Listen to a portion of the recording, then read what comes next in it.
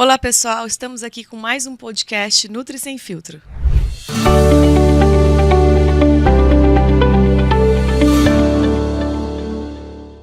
Olá, pessoal. A gente está aqui com mais um podcast Nutri Sem Filtro.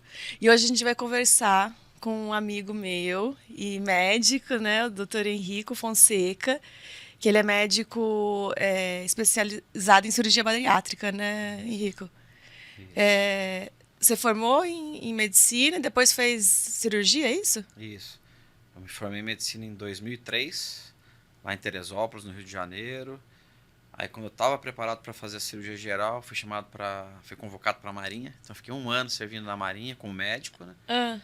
Aí, depois, sim, fui fazer especialização. Eu fiquei 2 anos fazendo cirurgia geral em Guarulhos, 2005, 2006. Aí, fui fazer especialização em cirurgia do aparelho digestivo na Beneficência Portuguesa em 2007, 2008. Mas já tinha uma paixão, assim, pela obesidade, né? Uhum. E quando eu voltei para São José, tive todas as portas abertas e elas estão abertas até hoje. Hein? Que bom, né? E vamos conversar um pouquinho assim sobre o panorama da obesidade no Brasil, né? Que é um problema que eu acho que está crescendo, né, ao longo do tempo. E acho que com a pandemia também piorou, né? Hoje eu acho que são 6,7 milhões de obesos, né, no Brasil. Com indicação cirúrgica, né? Uhum. E como que é assim essa... Então, hoje para a gente definir isso aí, a gente tem que fazer um cálculo do IMC, né, que a gente pega o peso do paciente e divide pela altura ao quadrado. É considerado normal até 24,9, né? Entre 25 e 29,9 é o sobrepeso, e acima de 30 já é um paciente que está obeso. Sim. Aí a obesidade ela é classificada em 3 graus, também utilizando o IMC. Então, quando o IMC está entre 30 e 34,9 é um obeso grau 1, tá? Entre 35 e 39,9 obeso grau 2, e acima de 40 já é a obesidade grave, né? Que é a obesidade grau 3, que a gente chama de obesidade mórbida. Mórbida, né?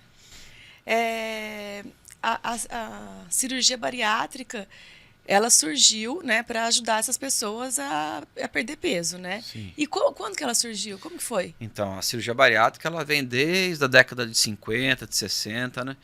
E, a princípio, é uma cirurgia que foi idealizada para aquelas pessoas super obesas, para perder peso. Eles precisavam perder muito peso, né?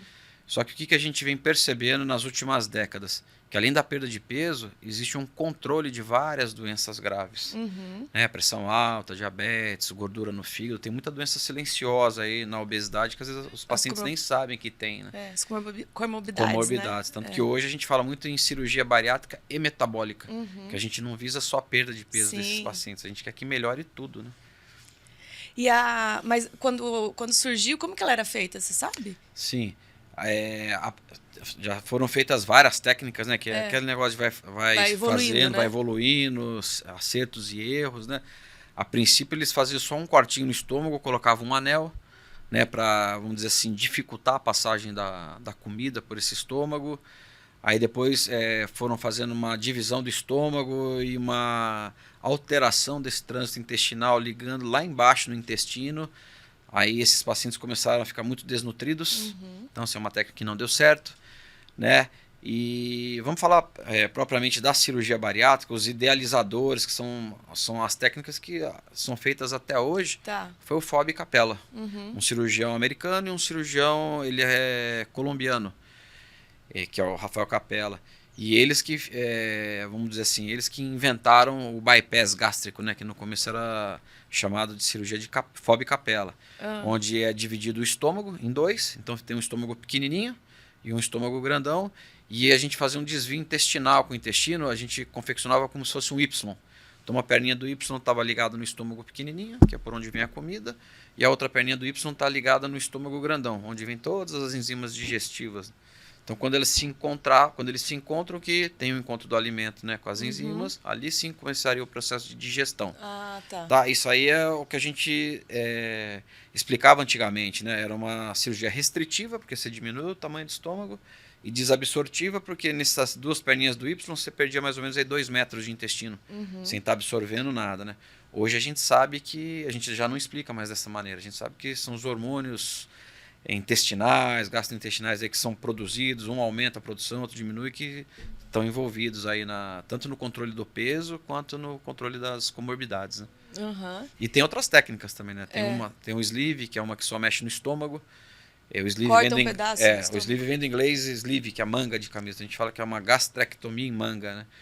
Antigamente falava que era só restritiva, mas a gente sabe que você tem que tirar uma parte do estômago ali que produz o hormônio da fome, que é a grelina. Então, você tem muito menos fome. Os pacientes até falam, doutor, é engraçado, porque eu esqueço de comer. A leptina continua sendo produzida? Continua, mas o foco do sleeve é mais a grelina. Uhum. Né? A leptina, GLP-1, esses outros hormônios de saciedade, também da fome, elas são mais potentes nas outras técnicas, né? Entendi. E, então, assim, mas quais são os tipos que são feitos, mais feitos, né? Mais comuns hoje em dia? Hoje no Brasil, regulamentado pelo Conselho Federal de Medicina, tem 4 técnicas. Tá? As 2 mais feitas é o bypass e o sleeve, sendo que o sleeve vem sendo mais feita no mundo todo. Tá? Mas tem um porquê? Eu acho que os cirurgiões mais novos, principalmente, às vezes ela tem uma curva de aprendizado um pouco menor, porque você não precisa dar ponto nessa cirurgia. Você faz tudo com o grampeador. No bypass, não. No bypass você usa o grampeador e você tem que ter uma mais certa... simples. Teoricamente, pouco, sim. né? Parece. Tá. Ela parece mais simples, mas é que ele parece, mas não é. Tá? E o bypass você tem que ter um pouco mais de habilidade, ter um pouco mais de vivência na cirurgia laparoscópica para poder dar ponto. Ela não é tão simples, né? E as outras 2 que são descritas, mas praticamente abandonadas, é a banda gástrica. Ela colocava um anel de silicone em volta do estômago e tinha um portalzinho aqui no abdômen que você jogava soro ali e esse anel ele ia estrangulando o estômago, fazia o estômago virar uma ampulheta. Então você comia o que cabia ali em cima e você tinha que esperar aquilo ali esvaziar para poder comer mais. O que aconteceu? Vários pacientes aprenderam a puncionar esse portalzinho, esvaziar o anelzinho para a comida passar mais fácil. Entendi. Então, quando eles voltavam no cirurgião, a perda de peso era muito inexpressiva, né? Depois que foram descobrir o que estava acontecendo. Né? E a outra técnica, que é a cirurgia de Scopinaro, que é um cirurgião italiano, é mais ou menos a mesma coisa que o bypass, só que o desvio intestinal ele era feita a ligação muito lá perto do intestino grosso. Então, o paciente tinha no máximo 1 metro de intestino para fazer a absorção. E absorção de vitaminas, de minerais. Então, dava muita desnutrição. Né? Então, assim... Era muito legal você ver no começo a perda de peso, a melhora de colesterol, de gordura no fígado, mas a longo prazo tinha um preço a pagar, né? Então, entendi. É uma cirurgia praticamente abandonada hoje. Essa que você falou do anel, né? É interessante você falar, porque a pessoa, você fez a cirurgia, mas às vezes a cabeça dela não mudou. Exatamente. Então ela vai fazer, vai o quê? Vai burlar o negócio, né? Fazer o negócio voltar ao normal para ele conseguir comer. O que as pessoas têm que ter em mente é que a cirurgia ela não é a cura da obesidade, né? Ela é uma ferramenta potente. Hoje ainda é a ferramenta mais potente para perda de peso, mas se você não mudar os hábitos alimentares, mudar a sua rotina do dia a dia, inserir uma atividade física e fazer o acompanhamento, né? Com a nutricionista, com o psicólogo, com o cirurgião, porque senão você pode chegar até o peso que você quer ali. Alguns abandonam, acho que chegaram ali, a cirurgia foi um sucesso e não precisam mais desse suporte da equipe. Aí que mora o perigo, né? Sim. E o emagrecimento, ele ocorre como? Pela diminuição, né, do estômago? Sim. E pela diminuição da absorção também? Também. Você tem uma ingesta muito menor de calorias aí, então... Os pacientes até ficam assustados com a quantidade de peso que eles perdem no primeiro mês. A gente até brinca e fala, você não está comendo, né? Come muito pouco, é líquido, 50 a 100 ml de meia hora nos primeiros dias. Então, não é um processo fácil, como alguns acham, né? Fez bariátrica, é fácil perder peso. Não é, pergunta para quem operou, né? E aos poucos a nutricionista vai reintroduzindo os alimentos, certo? E essa reintrodução, ela vai respeitando a cicatrização ali do estômago, do intestino. Por isso que tem que começar com líquido, depois vai para um pastoso. Uma dieta líquida, depois pastosa. Em um mês mais ou menos, esse paciente já está comendo quase que de tudo, né? Em intervalos regulares. Então, mesmo o estômago estando pequeno, ele come pouco, mas ele comendo com mais frequência, ele consegue manter o aporte de calorias que ele precisa e ter uma vida saudável. Tá. E a indicação da cirurgia bariátrica é pelo IMC e pelas doenças metabólicas? Sim, hoje a gente acaba indicando a cirurgia para quem tem um IMC acima de 40, né, que já é uma obesidade grave. Nesses pacientes não precisam ter nenhuma doença associada, mas na hora dos exames a gente acaba achando Várias, né? Doenças que o paciente nem sabia que existia. Entre 35 e 39,9, que é a obesidade de grau 2, tem que ter as comorbidades associadas, né? Duas, diabetes, pressão alta. Dislipidemia. Lembrar sempre que são pacientes que têm uma obesidade de longa data, várias tentativas para emagrecer sem sucesso por pelo menos 2 anos aí, né? E de alguns anos para cá foi aprovada a cirurgia metabólica, que na verdade é uma cirurgia, é igual ao bypass que a gente faz para perda de peso, mas nesse caso é mais para controle de doenças crônicas, principalmente o diabetes tipo 2, né? Mas é um paciente que tem que ter um diabetes tipo 2 com menos de 10 anos, de difícil controle, né? Usando várias drogas e mesmo assim tem uma glicada alta, uma glicemia que não abaixa. E vem encaminhado pelo endocrinologista com essa indicação, porque senão não é tão simples. Tá. Eu recebo muita mensagem às vezes, de pacientes diabéticos que querem ir para cirurgia. Primeiro tem que estar aí na obesidade de grau 1, tem que ter menos de 10 anos, né? Porque normalmente é um pâncreas que ainda está funcionante, a gente consegue recuperar ele, né? Entendi. Então não é tão simples assim. Existem pessoas que querem engordar para fazer a cirurgia bariátrica? Tem os pacientes que passam, às vezes, com a gente lá. Para ter a indicação, né? Não tem indicação, mas fala, doutor, mas me ajuda, que eu não consigo emagrecer. Fala, não. Me ajuda a engordar, doutor. Independente de ser SUS, de ser particular, convênio, a regra é a mesma para todos, né? E beleza, você vê que eles saem frustrados, né? Que 1, 2 meses eles voltam e falam, o que você está fazendo aqui? Doutor, eu engordei 7 quilos. Aí você vai ver, dá o IMC lá e ele já tem algumas comorbidades. Aí não tem jeito, né? Tem indicação, não tem jeito, né? A gente acaba operando. Mas se você for pensar, é ruim, né? Um pensamento assim, Sim. né? É porque a gente sempre orienta os pacientes que têm a indicação cirúrgica, desde aquela primeira consulta com a gente, vai passar com a Nutri, para já começar a perder peso. Por quê? Porque quando a gente entra dentro do abdômen do paciente, a gente se depara ali com um fígado bem esteatótico, com muita gordura, gordura visceral. E eu já tive 3 casos de entrar num abdômen e não conseguir operar o paciente. De tanta gordura que tinha. De tanta gordura, mas principalmente o fígado. Porque o fígado ele fica em cima do estômago. Sim. Então a gente precisa levantar ele para poder operar. Era um fígado gigantesco e eu não tinha espaço para levantar, porque normalmente fica um espaço entre o fígado e o diafragma. Tá. Então a gente põe o afastador e levanta. Aí a gente enxerga o estômago. Eu não consegui ver o estômago, não tinha como começar a cirurgia. Nossa. Né? E eu lembro que na primeira vez, era até uma paciente que morava no meu condomínio. Para piorar ainda, piorar, né? você encontrava com ela, né? E aquela frustração, mas ela estava determinada, que ela queria operar, né? Então, durante 1 mês e meio, ela fez uma dieta lá que ela perdeu 12 quilos em 1 mês e meio. Remarcamos a cirurgia e falei, vamos tentar de novo, né? E assim, era outra cavidade. Era um fígado pequenininho, bonitinho, para ver a importância dessa perda de peso. E assim, foi uma cirurgia fácil. Entendi. Foi você vê como a tranquilo, alimentação é importante, né? Ela levou um tempo, mas pelo menos ela conseguiu melhorar, né? E ela nem era tão obesa, Wilson. Ela era obesa grau 2 ali entre 35 e 36 de IMC. Então era quase um limite ali para poder estar sendo operada. Entendi. E quem que pode? E quem tem contraindicação? Quem não pode fazer cirurgia bariátrica? Normalmente hoje é muito raro as contraindicações, tá? A gente acaba contraindicando aqueles pacientes que não têm capacidade cognitiva para entender ali que ele vai ter que mudar alguns hábitos alimentares, né? E aí... Doenças psiquiátricas. Doenças psiquiátricas, né? Mas eu, por exemplo, eu tenho acho que 3 pacientes com síndrome de Down que a gente operou, mas são aqueles pacientes que entendem, que obedecem os pais e estão indo super bem, né?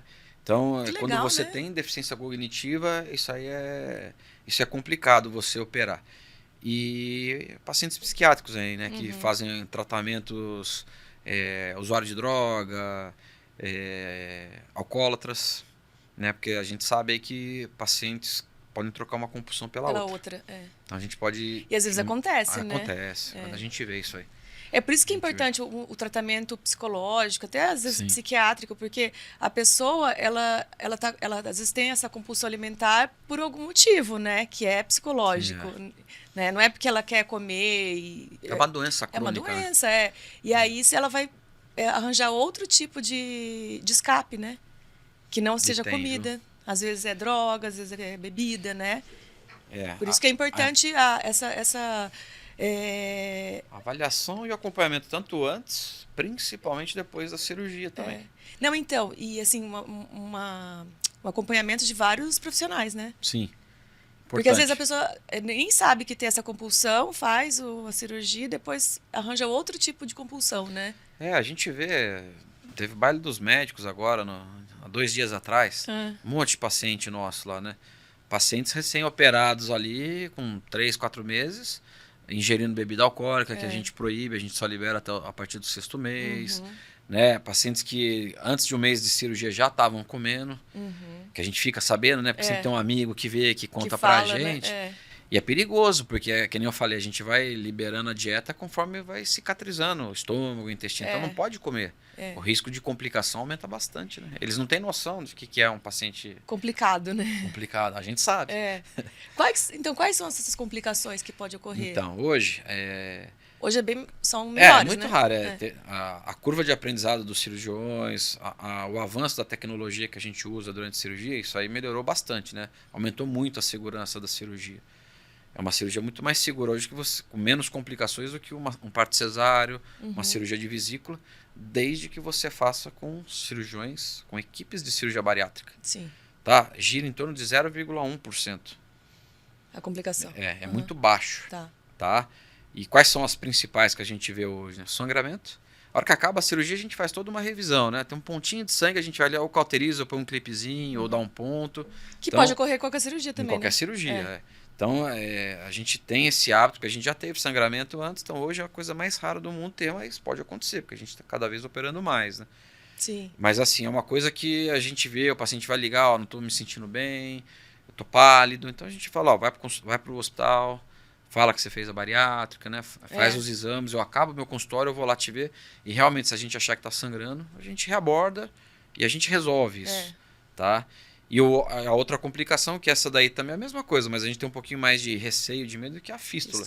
Que é quando abre um grampinho. Ou seja, o conteúdo do estômago, do intestino vai cair dentro da barriga. Tá? Como é que o paciente vai saber se ele está com isso? Porque dá muita dor, o paciente fica pálido, tem uma sudorese fria, você vê que tem alguma coisa errada, dor abdominal, né?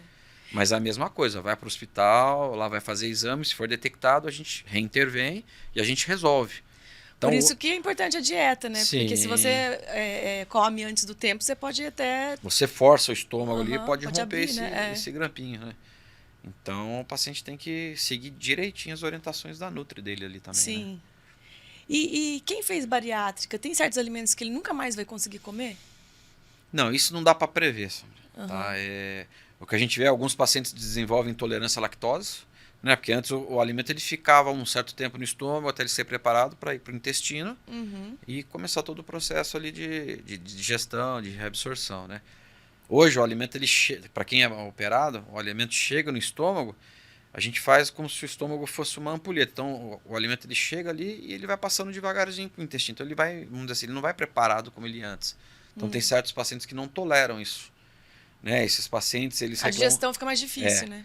Esses pacientes reclamam que o estômago faz mais barulho, que realmente faz, aumento de gases, né? Mas não dá para prever se o paciente ele vai deixar de comer carne, frango. Mas pode acontecer. Pode acontecer, isso é particular de cada um. Você tem paciente que aconteceu? Tem pacientes que falam, doutor, nem parece que eu operei.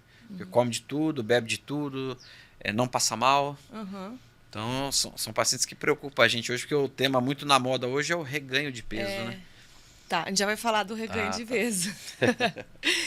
E uma coisa que acontece também muito, né, na bariátrica é a dificuldade de absorção de nutrientes, né? De vitaminas, de minerais. Sim. E esse suporte vitamínico ele tem que ser feito desde o momento, depois da cirurgia, né? Isso, a gente até brinca, para não ter muita pressa para começar a repor as vitaminas, porque o paciente normalmente ele tem bastante reserva. Né? E que nem, assim como os equipamentos que a gente usa, os polivitamínicos também vem melhorando cada vez mais. Né? O tipo de absorção, né? A forma como eles são feitos.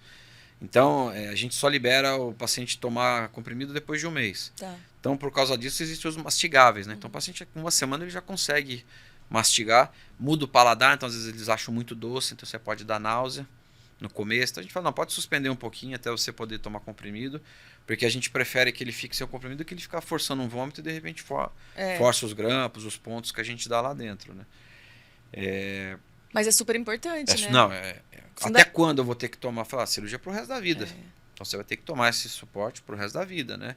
E principalmente porque ele vai ter uma menor ingesta de comida e consequentemente, uma menor ingesta de calorias, de vitaminas, de proteínas.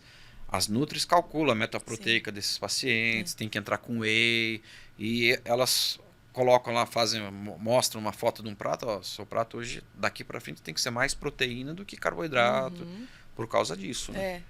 E é difícil, viu? Porque, assim, meus pacientes, sabe, né? Eles têm mais dificuldade de comer proteína. A maioria pela digestão, né? Que a digestão é mais difícil, né?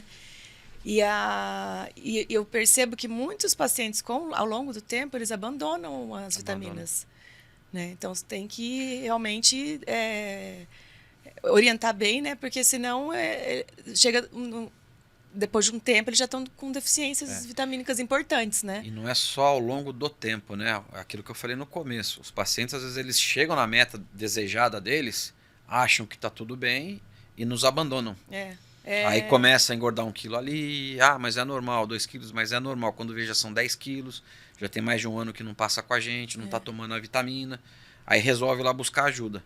A gente faz os exames, já está tendo uma anemia, tem deficiência de vitamina B12, vitamina D, cálcio, enfim, várias coisas que a gente conseguir ajustar isso, às vezes leva um tempinho também, né? E tem muito paciente também que pensa que vitamina engorda, né? Ele começa a ter reganho, né? E acha que é por causa da vitamina. Daí não é das coisas que ele está fazendo de errado. Exatamente. E como que é esse reganho de peso que acontece? Isso daí é um... Porque nos primeiros anos tem aquela... O primeiro ano, acho que você libera muito mais hormônio anorexígeno, né? Sim. Então você perde a fome mesmo, né? Perde a fome e muitos pacientes que fazem muita coisa errada e continuam emagrecendo, eles acham que aquilo ali, beleza, vai continuar. E não é efeito da cirurgia. É o que a gente fala, que é a lua de mel com a cirurgia. Dura um ano? 1 ano e meio. Depois disso, se ele continuar com esses hábitos de vida errado, não fazer atividade física, ele começa a ter o reganho, né? E o reganho, hoje em dia, depende da porcentagem de peso que você calcula do que ele perdeu, tá?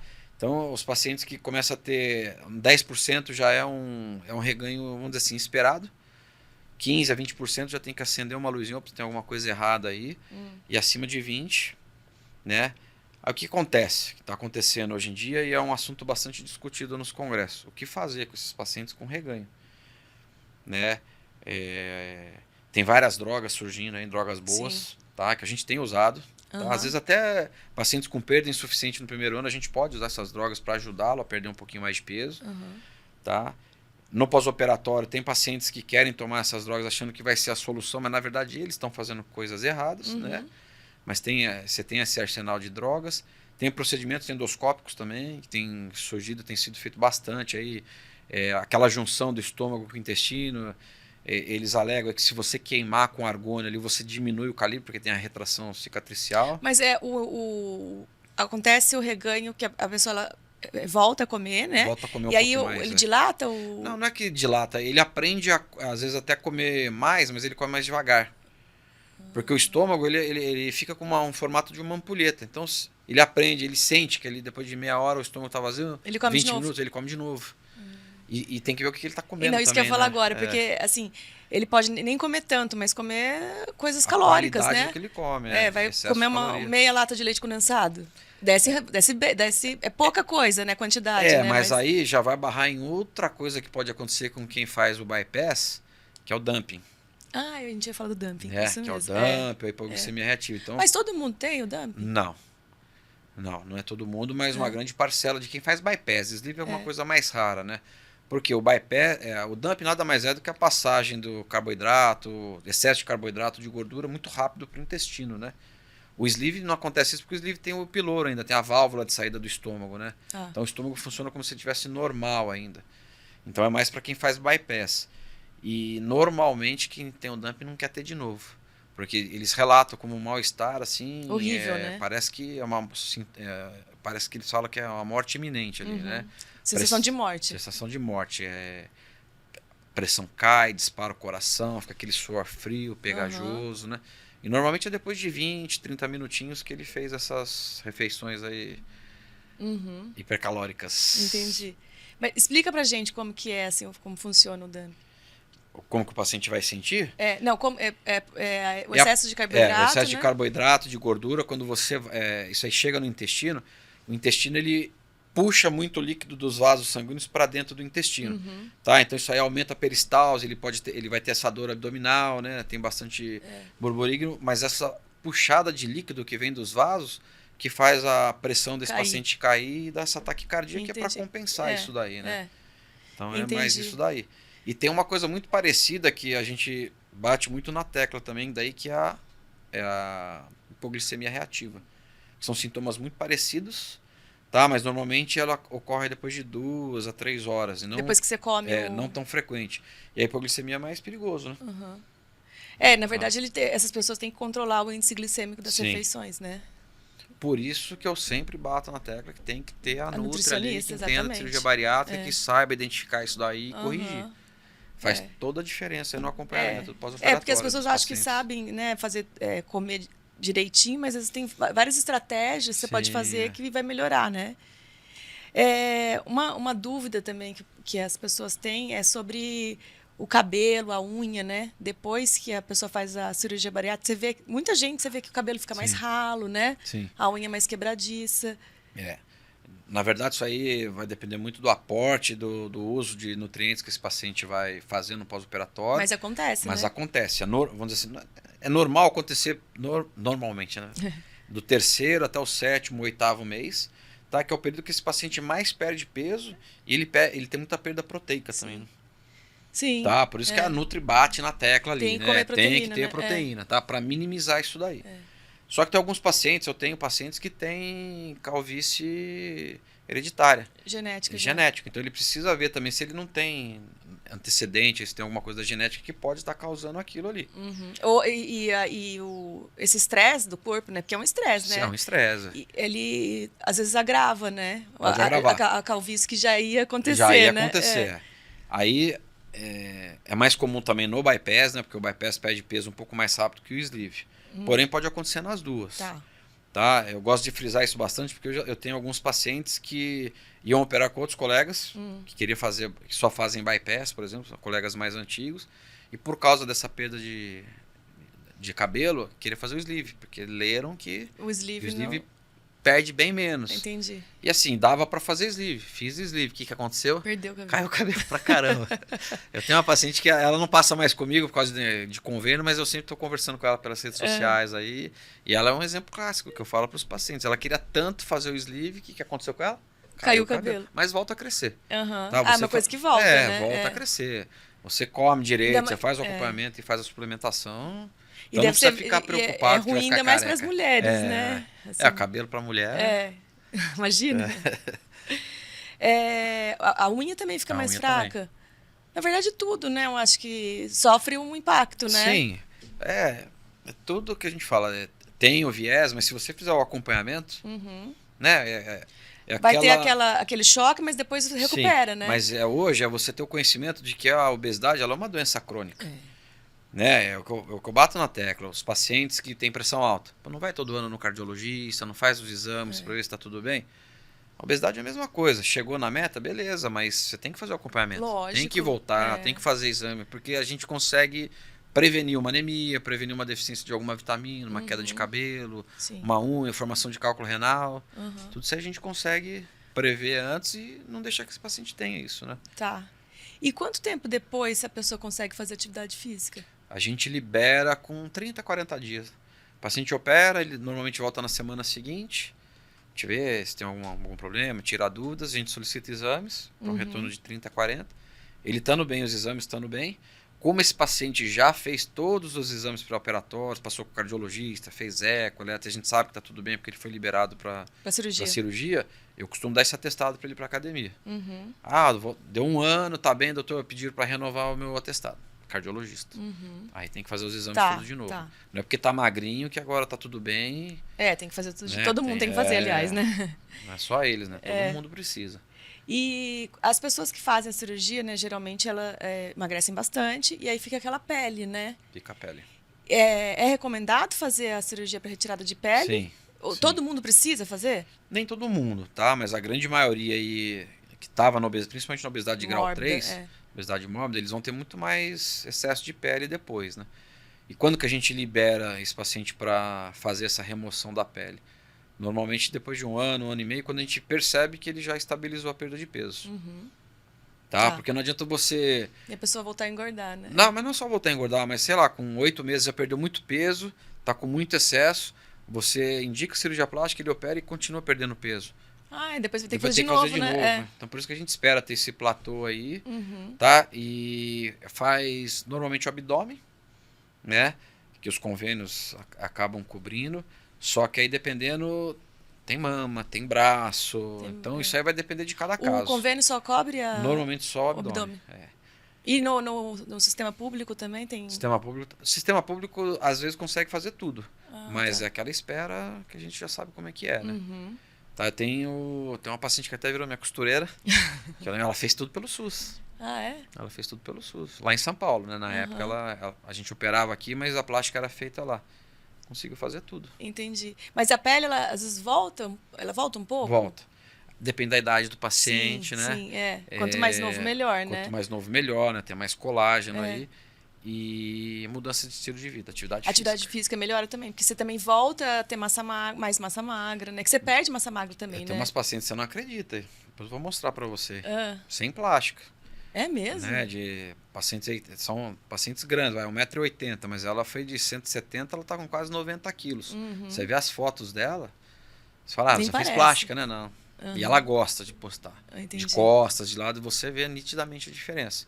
Mas ela posta também todo dia lá na academia. Ela posta lá acordando que ela não tá com ânimo, mas ela vai na academia, ela né? sabe que aquilo ali é importante. Importante pra ela, né? Isso é legal de ver. E acaba servindo de inspiração para outros pacientes. É verdade, com certeza. A gente falou do reganho de peso já, né? E o que as pessoas, você acha que elas precisam conscientizar, entender, né? Para não chegar a ter que fazer uma cirurgia bariátrica, né? A gente vê que a obesidade é uma doença que está crescendo muito no mundo, né? Cada ano mais a porcentagem de obesos... Tanto o Brasil é um dos países que mais tem obeso e vem crescendo isso daí. Mas eu acho que tem muito a ver com alimentação. Né? Acho que a facilidade de você consumir alimentos não saudáveis. Eu acho que assim, os produtos industrializados, né, que são muito palatáveis. Você imagina você trabalhar o dia inteiro, você chega lá 8 horas da noite e fala, hoje eu não vou cozinhar, terça-feira. Aí você vai na internet lá, iFood. A pizzaria do lado da sua casa na terça, você ainda ganha uma Coca-Cola. Você não precisa nem ir lá buscar. Eles entregam na porta da sua casa, você não gasta nem energia para ir buscar. Então, e esse trabalho também, né? Hoje em dia as pessoas trabalham mais, né? Trabalham bastante, ficam o dia inteiro sentadas normalmente, né? Difícil um trabalho que você fique movimentando muito. Essa disponibilidade de alimentos, né? Muito fácil. Muito fácil. Não é tão caro como antigamente. Antigamente era caro, né? Você lembra quando você comia pizza? Quando você era só final de semana. Sábado era uma alegria, né? Porque era o dia que você ia tomar uma Coca-Cola. Só final de semana. Hoje em dia, se você quiser, você pega pizza todo dia. Era um evento com a família, todo mundo, era gostoso. Você lembra que sorvete também, meu pai comprava só uma vez por semana. Lá em casa. E olha lá, né? Mas então, essa facilidade eu acho que mudou muito, né? Todo mundo, hoje o acesso é... E aí em casa eu faço muita coisa errada com meus filhos também, mas a gente tem que prestar mais atenção. Também, prestar mais atenção.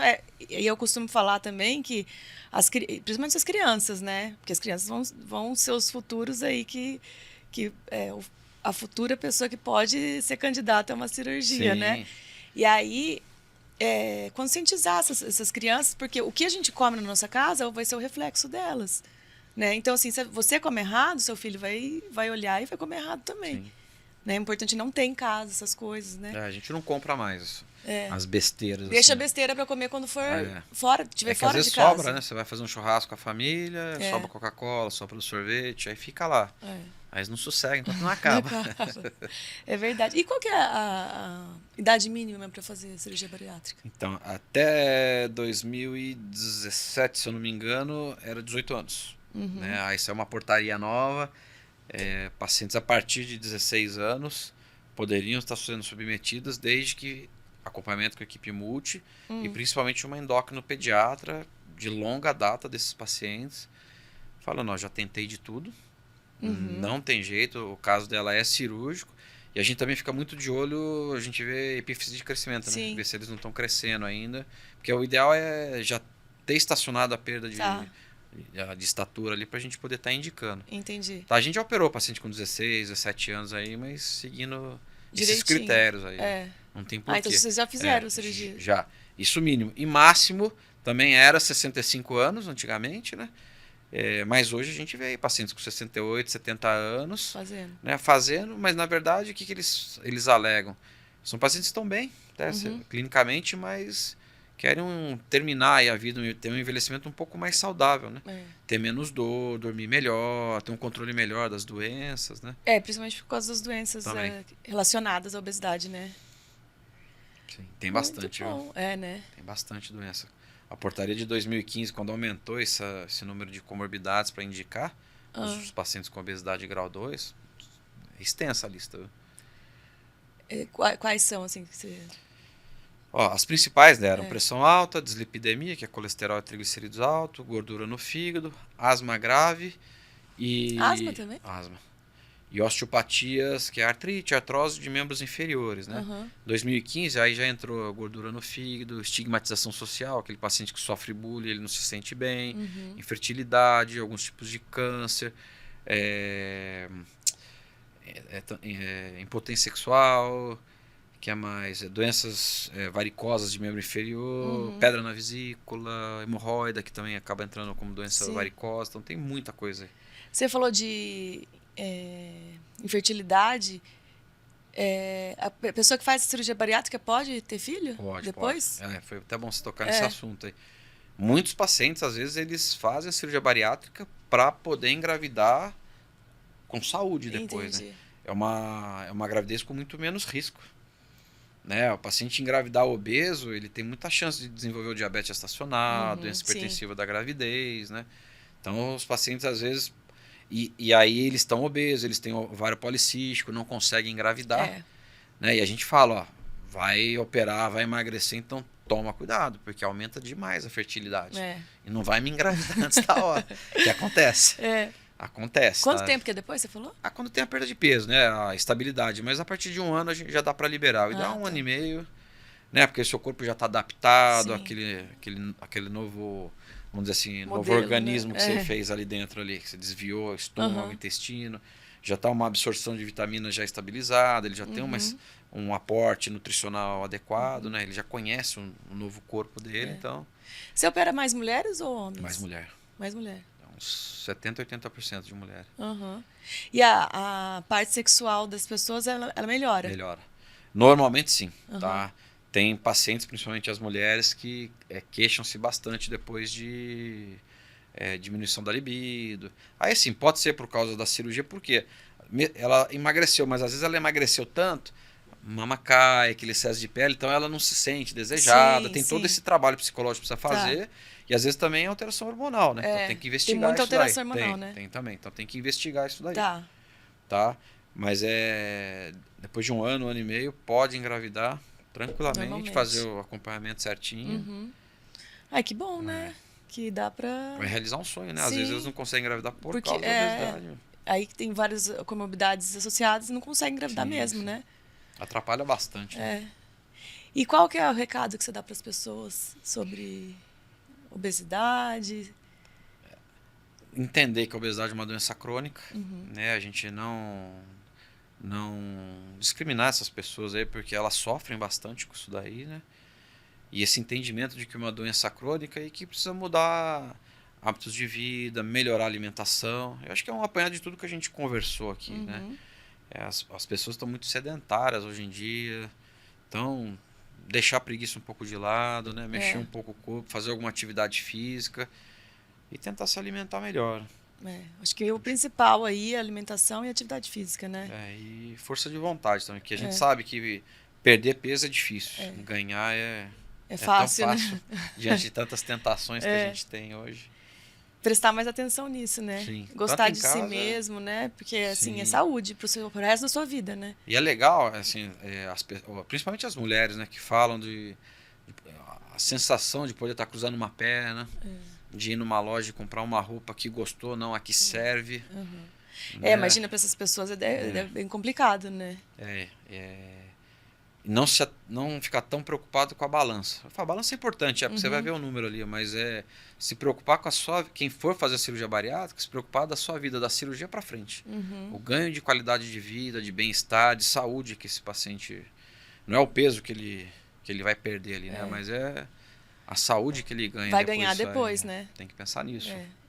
As doenças que ele vai deixar de ter, né? No deixa futuro, de tomar remédio, muita coisa deixa de tomar remédio. E o que às vezes não consegue deixar de tomar remédio diminui bastante a dose. Entendi. Então você pesa no bolso também, né? Não é só isso daí, tem muita coisa que melhora. E daí ela pode fazer a cirurgia tanto no particular, no convênio ou na SUS, na rede pública. Eu trabalhei no SUS até 2016, lá no Hospital Pio 12. Aí acabou o programa lá, a gente acabou parando.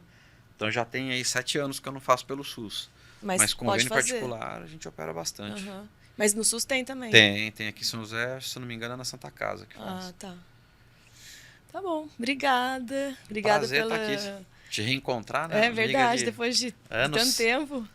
Adorei nossa conversa, foi muito proveitosa para as pessoas, né, entenderem o que é a cirurgia bariátrica, a importância da cirurgia bariátrica para as pessoas que precisam, né? Muito obrigada. Eu que agradeço o convite. Vamos encerrar aqui mais um podcast Nutri Sem Filtro.